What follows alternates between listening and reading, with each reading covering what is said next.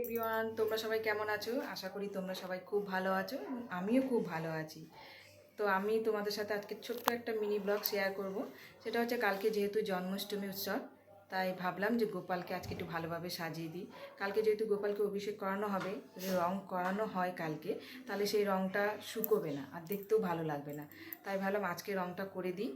তো চলো, কালকে তো এমনি গোপালকে ভালোভাবে সাজাবোই, তোমরা দেখবে।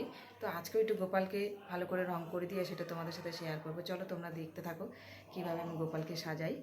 দেখো, গোপালকে স্নান করে রেডি করে নিয়েছি। দেখো এখন এরকম লাগছে দেখতে। রং করার পর তোমার দেখাবো কতটা সুন্দর লাগবে। দেখো, রং করার জন্য এই রঙগুলো নিয়েছি আর তুলিও নিয়ে নিয়েছি। রং করতে বসে গেছি।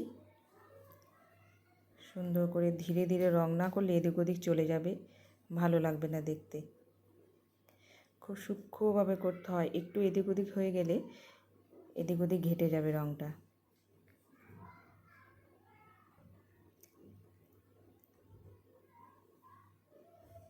দেখো, আমার ওই মাথার ওই জায়গাটা ফাঁকাই ছিল, চুল ছিল না। আমি প্রথম থেকেই কালো রং করে রাখতাম, তো এখন অনেক দিন হয়ে গেছে, উঠে গেছে, তো তাই আবার একটু কালো রং করে দিচ্ছি, যাতে দেখে মনে হয় মাথায় চুল আছে।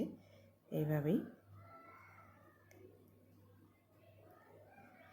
এবার ওই কপাল ধারটায় সুন্দর সুন্দর করে ছোট ছোট ফোঁটা ফোঁটা দিয়ে রং করব। দেখতে খুব ভালো লাগে। জায়গাটা তো খুব ছোট কপালের ওখান থেকে, কলকা করলে ভালো লাগে না, ছোট ছোট বল বল আকারে দিলে দেখতে খুব ভালো লাগে। তো এখানে 2-3টে রং দিয়ে এটাকে রং করব।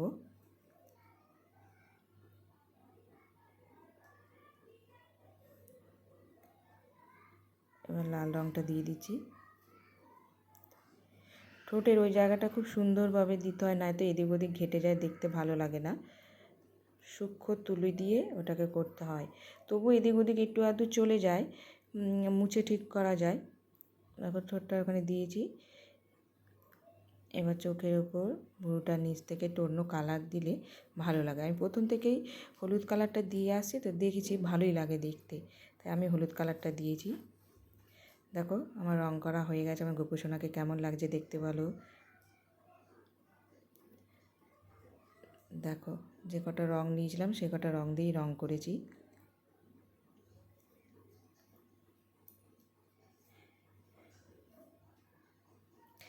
দেখো, এবার পুরোপুরি কমপ্লিট। কেমন লাগছে দেখতে? যদি ভালো লেগে থাকে অবশ্যই লাইক এবং কমেন্ট করতে ভুলবে না। টাটা।